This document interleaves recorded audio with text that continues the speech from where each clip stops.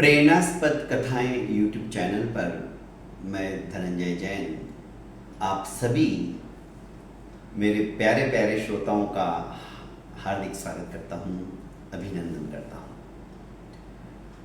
छोटी सी कहानी डीजे की जुबानी। दोस्तों, आज की कहानी है एक ऐसे जोकर की जिसके जीवन के अंदर आमूलचूल परिवर्तन हो गया। एक नगर के अंदर एक जोकर रहता था और वो जोकर रंगमंच के ऊपर अपने विविध रूप लोगों को बताकर आश्चर्यचकित कर देता था, हंसाता था। लोग विस्फारित नेत्रों से उस जोकर की अदाकारी को देखते ही रह जाते थे। जब रंगमंच का कोई काम उसे नहीं मिलता था तो ये बहरूपिया का भी काम करता था। मतलब ये चाहे जिसका रूप बनाकर नगर में घूमता था और उससे जो कुछ आमदनी होती थी उससे अपना गुजारा करता था। रूप ये ऐसा बनाता था तो कभी शंकर बन जाता था तो कभी गणपति बन जाता था, तो कभी ये सीता का भी रूप धारण कर लेता था। विविध रूप धारण करने में ये एक नंबर का माहिर था। कभी सेठ बन जाता था तो कभी एकदम फकीर गरीब बन जाता था। जब ये रूप धारण करता था ना, बहरूपिया अपना रूप चेंज करता था तो अच्छे अच्छे भी इसको नहीं पहचान पाते थे। अरे अच्छे अच्छे की बात छोड़ो, इसकी पत्नी भी इसे नहीं पहचान पाती थी। ये इस तरह से अपना रूप चेंज कर लेता था। एक बार मंत्री ने राजा से कहा कि अपने नगर में एक बहरूपिया है और वो इस तरह से रूप बनाता है हुजूर कि कोई उसे पहचान ही नहीं पाता है कि ये बहरूपिया है। ऐसा लगता है जैसे वास्तविक, क्योंकि उस रूप के अंदर जैसे मान लो ये आत्मा अंतर्निहित कर देता हो। राजा ने कहा ऐसा नहीं हो सकता है, क्योंकि राजा कला प्रेमी थे, कला के कद्रदान थे। उन्होंने कहा ठीक है, उस बहरूपिया को बुलाओ। बहरूपिया आता है। राजा ने कहा क्या तुम सचमुच में ऐसा कोई भी रूप धारण कर सकते हो जिससे कि मैं तुम्हें भी नहीं पहचान पाऊं? अरे महाराज, मेरी पत्नी भी मुझे नहीं पहचान पाती तो आप कैसे पहचान पाओगे? अरे मैं तुम्हें अभी आमने सामने देख रहा हूं और जब तुम रूप चेंज करोगे क्या तब मैं नहीं पहचान पाऊंगा? तुम्हें ऐसा लगता है? हाँ महाराज, आप नहीं पहचान पाओगे। देख लो। राजा को थोड़ा ताव आ गया। ये मतलब मेरे साथ में ऐसी बात कर रहा है कि मैं नहीं पहचान पाता हूं, नहीं पाऊंगा, मेरी नजरें धोखा खा जाएगी, मैं राजा हूं। राजा को अपना अहम टकराने लगा। उसने कहा हाँ महाराज, आप भी नहीं पहचान पाओगे, और यदि मैंने पहचान लिया तो आप जो उचित समझो, मैं तुम्हें 20 साल की काल कोठरी के अंदर जेल में डाल दूंगा। मंजूर है? और नहीं पहचाने तो मैं तुम्हें 1000 स्वर्ण मुद्राएं दूंगा। बहरूपिया ने सोचा आज तक मुझे 50-25 रुपए मिलते हैं, स्वर्ण मुद्राएं तो एक भी देखी नहीं है अभी तक जिंदगी में। 1000 स्वर्ण मुद्राएं मिलेगी। शर्त मंजूर कर ली, पर उसने कहा मुझे 1 साल की मोहलत चाहिए। 1 साल के बाद मैं आपसे फिर यही मिलूंगा, तब आप मुझे मेरा मानधन दे दीजिएगा। यदि आप पहचान गए तो जेल के अंदर डाल दीजिए अपनी शर्त के अनुसार। शर्त मंजूर हो गई। बहरूपिया घर पे आया, अपनी पत्नी से कहने लगा कि देखो, आज तक मैंने जितने भी रूप धारण किए, इस बार कुछ अलग ही रूप धारण करना है। वो क्या? क्योंकि राजा के साथ मेरी शर्त लगी हुई है। यदि राजा भी उस रूप को धारण करने के पश्चात मुझे नहीं पहचान पाए तो हमें 1000 स्वर्ण मुद्राएं मिलने वाली है। जन्म जन्मांतरों का दारिद्र्य हमारा हमेशा हमेशा के लिए दूर हो जाएगा। पर बनना क्या है वो तो राजा मुझे कल बताने वाले हैं। आज उन्होंने शर्त रख ली है कि मैं तुम्हें पहचान पाता हूं या नहीं पहचान पाता हूं ये बात तो तय होगी, पर मैंने उन्हें कहा 1 साल लगेगा मुझे साधु का वेश धारण करना है। तो आपके लिए तो ये बाएं हाथ का खेल है। आप कल ही उनके पास जाओगे? नहीं, मैंने उन्हें 1 साल की मोहलत दी है। अच्छा, तो तुम तो चालू चालू भी साधु बन सकते हो, रूप ही तो बदलना है। राजा कौन सा तुम्हें पहचान लेगा? नहीं, इतना आसान नहीं है। राजा की नजरें बड़ी पारखी हैं। वो आखिर इतने बड़े राज्य का शासन करते हैं, जमीन आसमान का अंतर है तुम्हारी देखने में और उनके देखने में। उसने कहा ठीक है, 20 साल काल कोठरी में चले जाओगे तो मैं तो तुम्हें मिल ही नहीं पाऊंगी। वैसे 1 साल मेरे लिए निकालना कोई मुश्किल काम नहीं रहेगा। तुम करोगे क्या इस 1 साल में? मैं 1 साल अपनी नगरी को छोड़कर कहीं और जाऊंगा। तब तक तुम अपना ध्यान रखो, बस मुझे और तुमसे कुछ नहीं चाहिए। बाद में तो अपनी तो जिंदगी ऐशो आराम से निकलने वाली है। पत्नी ने कहा ठीक है, मंजूर है। और ये दूसरे ही दिन राजा से इजाजत लेने जाता है और कहता है कि आपने मुझे क्या आदेश देना है, साधु ही बनूं या और कुछ? नहीं, तुम साधु बन के बताओ।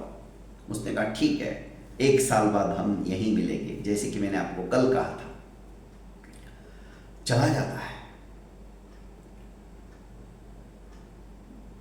राजा की नगर से चलते चलते बहुत दूर निकल जाता है और एक गांव के अंदर पहुंचकर वहां पर जंगल में ही, जो खेत था बाहर, गांव के बाहर पूरा जंगल था, वहीं पे एक कुटिया बनाता है और नकली दाढ़ी, नकली मूछे, जटाएं सब लगाई हुई रहती है उसकी। साधु के वेश में आ जाता है। धीरे धीरे इक्का दुक्का कोई किसान देखता है कि कोई महात्मा है, भक्ति आती है मन में, कुछ फल फ्रूट लाकर वहां पे रख देता है। साधु महात्मा खा लेते, वापस अपने ध्यान में मस्त हो जाते। धीरे धीरे दाढ़ी वाड़ी अपने आप ही बढ़ने लगी। उसने नकली दाढ़ी निकाल कर फेंक दी, नकली जटाएं निकाल के फेंक दी। अब साधना करने लगा। अब सारा दिन करता भी तो क्या करता, भगवत भजन करने लगा। गांव के अंदर पता चला कि कोई महात्मा आया है और अपने अपने ध्यान में ही तल्लीन रहता है, लवलीन रहता है। अब गांव की भजन मंडली भी जाकर वहां पर भक्ति करने लगी। साधु महात्मा भी भजन सीख गए, जो कि बहरूपिया थे। अब गाने लगे भक्ति से, मस्ती से। आवाज अच्छी थी, बहुत जल्दी उन्होंने भजनों को आत्मसात कर लिया, पेटी बजाना सीख गए। अब तो रात को महफिल सी जमती भक्ति की। एक शाम राम के नाम, एक शाम कान्हा के नाम, ऐसी अलग अलग रात्रि उनकी कभी राम के भजनों में व्यतीत होती तो कभी कृष्ण के भजनों में व्यतीत होती। लोगों को बड़ा मजा आने लगा, भीड़ इकट्ठी होने लगी। अब धीरे धीरे दाढ़ी बढ़कर यहां तक आ चुकी थी। 5, 6, 7 महीने हो गए। जब रात्रि समाप्त हो जाती, भजन संध्या समाप्त हो जाती, तो दिन भर ये साधना करता, नाम लेता, नाम स्मरण करता। एक दिन अचानक इसकी अंतर आत्मा जागृत हो गई। अंदर में दिव्य ज्योति प्रकट हो गई। जैसे ये ध्यान में लवलीन हो गया, तल्लीन हो गया, जैसे मानो साक्षात्कार हो गया हो प्रभु से।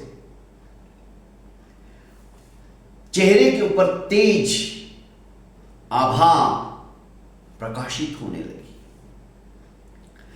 कई लोग आते, प्रसाद चढ़ाते, फल फ्रूट रखते, भोजन सामग्री लाकर रख देते, पर इसे जितना थोड़ा सा प्रसाद चाहिए था पेट के लिए उतना लेता, बाकी सबको मना कर देता, आपस में बांट लो कह देता। कई भक्त इसके बन गए जो वहीं पे स्थायी रहने लग गए, क्योंकि लोगों को दोस्तों मन में कोई ना कोई आकांक्षा रहती है, इच्छाएं रहती है, और वे मन्नत जैसी मांगने लग जाते हैं। इनके पास भी एक दो ने कुछ मांग लिया तो और वो निमित्त तो होता है, उनको मिल गया तो बस इन्हें तो सिद्ध पुरुष कहने लग गए।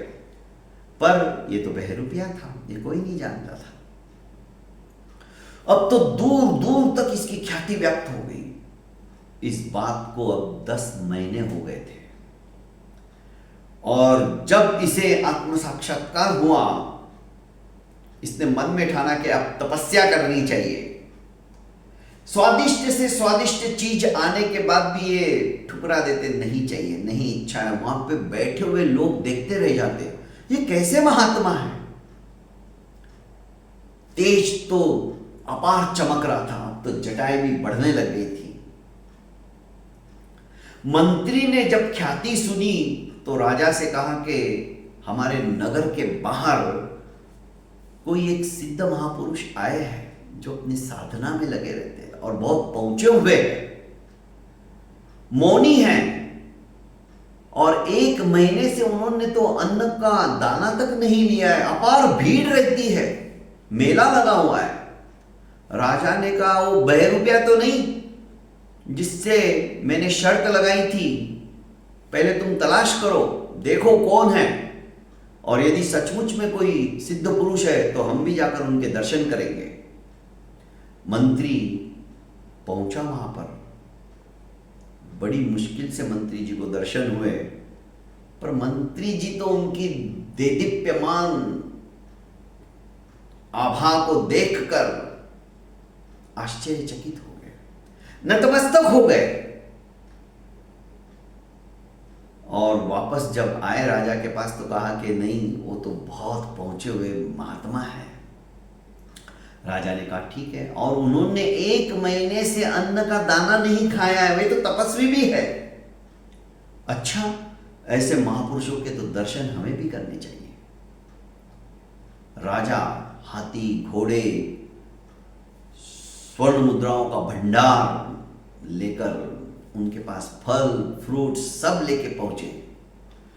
राजा को भी बड़ी मुश्किल से दर्शन हुए, वहां का तो मेला ही लगा हुआ था। ये ध्यानस्थ थे। राजा ने साक्षात दंडोत किया, बहुत गौर से देखा, पर कहीं से भी उन्हें वो बहरूपिया नजर नहीं आया, वे तो सिद्ध पुरुष नजर आ रहे थे। राजा वहीं बैठ गया, इंतजार करने लगा कि कब आंखें खोले और कब अपना आशीर्वाद दे। करीब 4 घंटे के बाद जब महात्मा अपनी समाधि से बाहर आए, आंखें खोली, तो राजा ने स्वर्ण मुद्राएं, फ्रूट्स, हाथी घोड़े सब कहा कि ये सब आपके लिए मैं लाया हूं। महात्मा ने कहा कि राजन, हम फक्कड़ योगी ठहरे, हमें इनकी कोई आवश्यकता नहीं है, आप सब लेके जाओ, और ये फल फ्रूट तो ले लीजिए। कि नहीं, मेरी तो उपवास चल रहे हैं।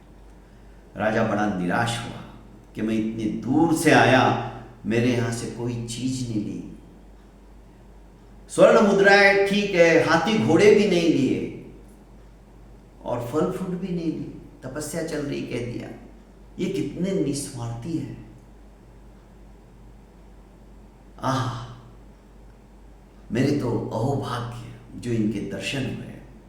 रास्ते में जब लौटते हुए मंत्री से उन्होंने कहा कि सचमुच में मंत्री जी, ये तो बहुत पहुंचे हुए साधक है। क्या तेज चमक रहा था उनके चेहरे के ऊपर, अद्भुत, ऐसे महात्मा मैंने देखे ही नहीं। अरे इतनी सारी स्वर्ण मुद्राएं, हाथी घोड़े, इन्होंने तो किसी की तरफ आंख उठाकर भी नहीं देखा और कहा कि आप लेके जाओ, गरीबों में बांट दो, मुझे इसकी जरूरत ही नहीं है। सचमुच में कितने पहुंचे हुए महात्मा हैं। मैं धन्य हो गया आज। इधर राजा पहुंच गए और 12 महीने हो चुके थे।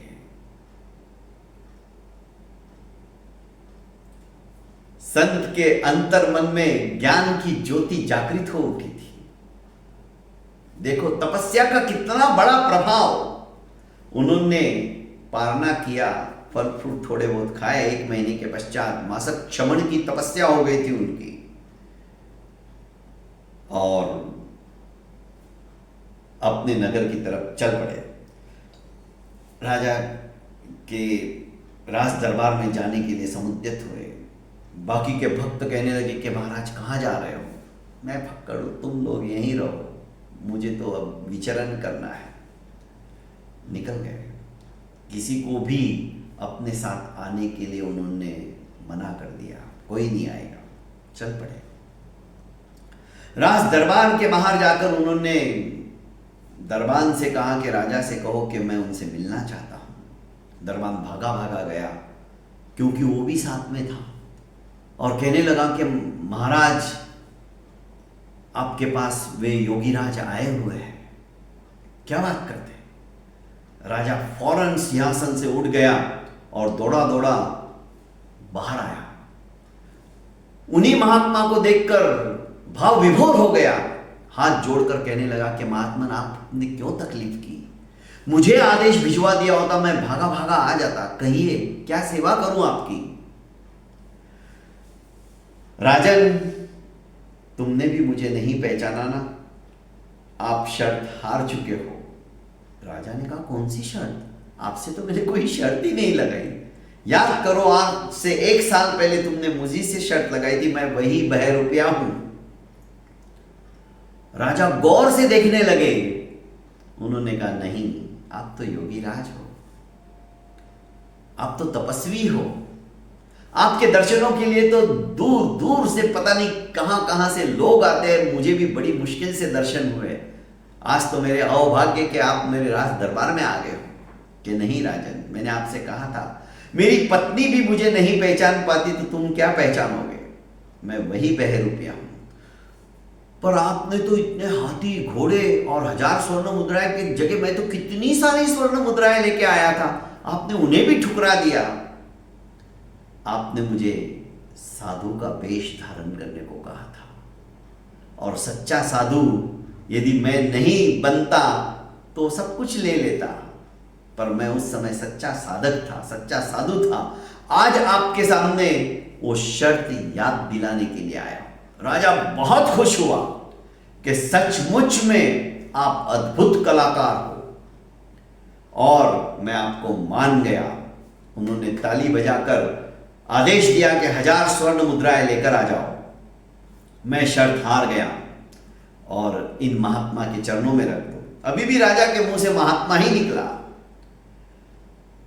योगीराज ने कहा अब इन स्वर्ण मुद्राओं की मुझे कोई अपेक्षा नहीं है।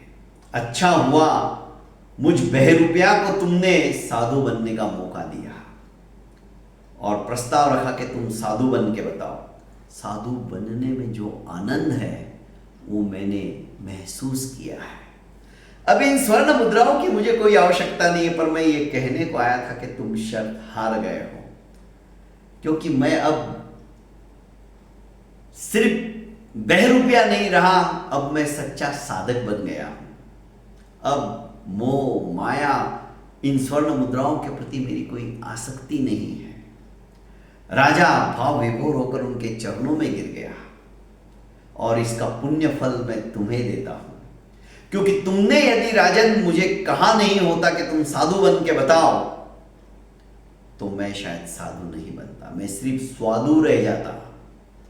स्वादिष्ट भोजन खाने में और तरह तरह के रूप धारण करने में ही, लोगों का मनोरंजन करने में ही मेरी जिंदगी व्यतीत हो जाती।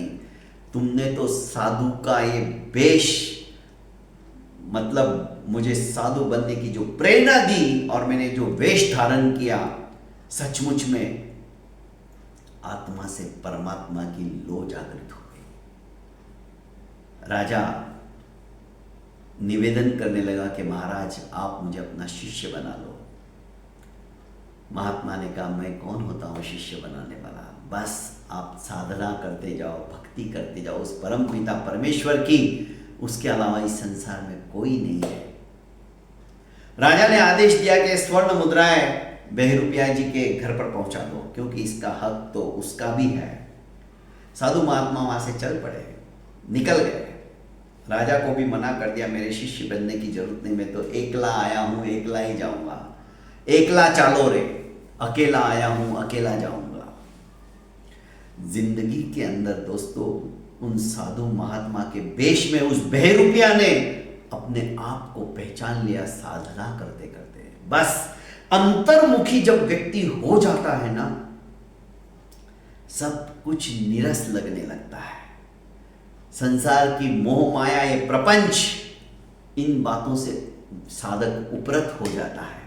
और इस बहरूपिया ने अपने आप को पहचान लिया, आत्मा से परमात्मा को प्राप्त करने की उस दिव्य ज्योति को उसने प्रकट कर लिया। बहुत बहुत धन्यवाद दोस्तों। ऐसे ही मेरी छोटी छोटी कहानियों को आप सुनते रहिए, अच्छा लगता है। मुझे और ज़्यादा अच्छा लगेगा जब आप कमेंट बॉक्स में आपको कहानी कैसे लगी आप अपना अभिमत अभिव्यक्त करेंगे। मैं चाहता हूँ कि ज़्यादा से ज़्यादा आप लाइक कीजिए, सब्सक्राइब कीजिए और अपनों को इस चैनल को फॉरवर्ड कीजिए। प्रणाम।